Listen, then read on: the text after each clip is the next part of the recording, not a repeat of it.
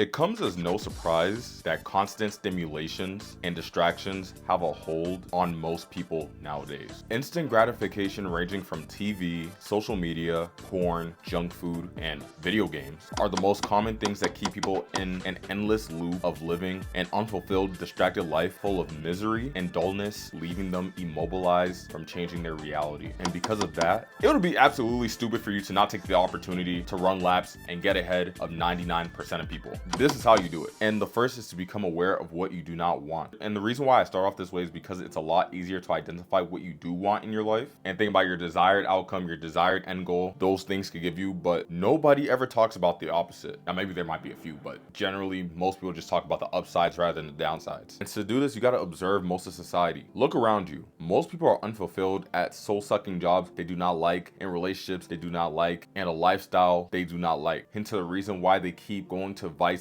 and other instant gratification activities to alter their state of mind. That's why they run to things like junk food. That's why they run to things like video games, partying, drinking, drugs, to alter their state, to run away from that reality that they unconsciously signed up for. And then after you look at that, ask yourself the obvious question: does this person really have the life that I want? The answer is likely no, so let's move on.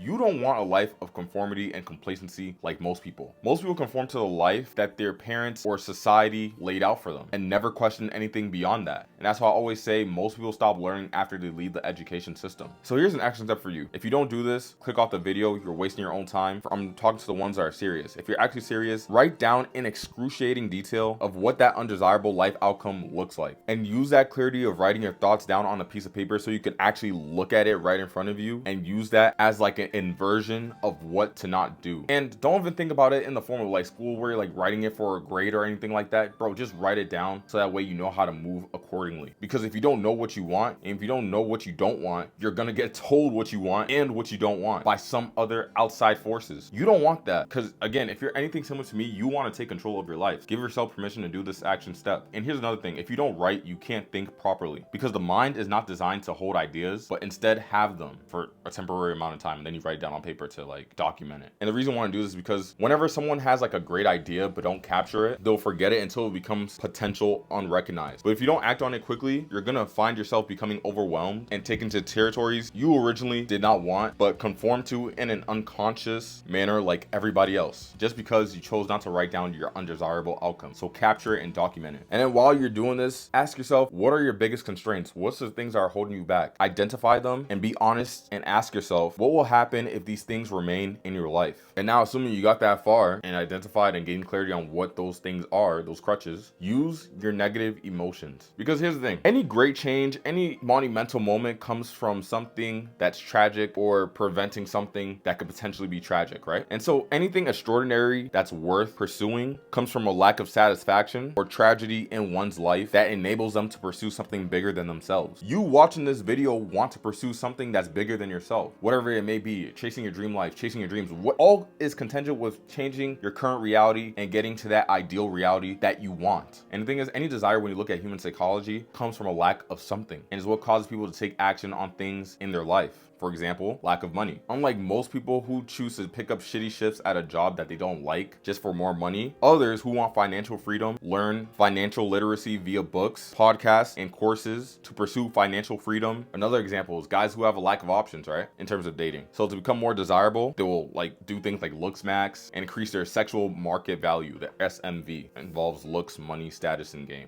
All that other stuff. I'll probably make a video on it in the future. They acquire these things, these accolades, to maximize their chances of getting more options, and so on and so forth. Anything that's worth pursuing comes from a lack of something. You get it. And if you don't lack it, it won't be as heavily pursued. If you're someone that's born into money, you won't feel the need to actually learn how to make money. But versus someone who comes from poverty and wants to make it out the trenches or the hood, they will try twice as hard versus someone who's just born into wealth that just relies on mommy and daddy to pay all their bills. And you have to understand that we're all pursuing something consciously or unconsciously, but most pursue the unconscious route because of distractions and letting people and other things influence their decision making. So again, think of your biggest constraints, aka your distractions, and use your negative emotions to guide you and help you understand what will happen if these things don't get removed from your life, at least temporarily or forever, depending on what these crutches are. Examples again: social media consumption, TikTok, Snapchat, Instagram, Instagram, whatever the case may be, toxic relationships or partners, junk food, video games are all prime examples. And actually be willing to give up on these things if they hinder your focus and your progress. If there's anything you could take away from this video, it's a concept of clarity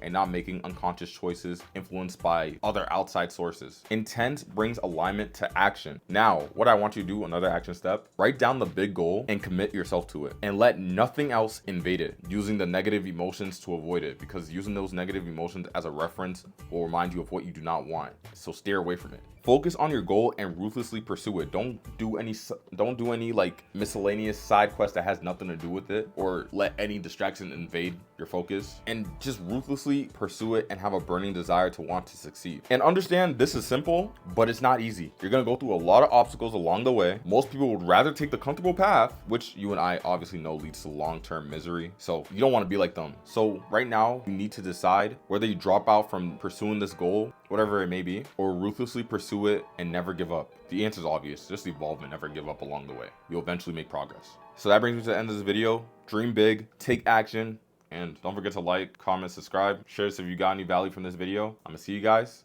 Peace.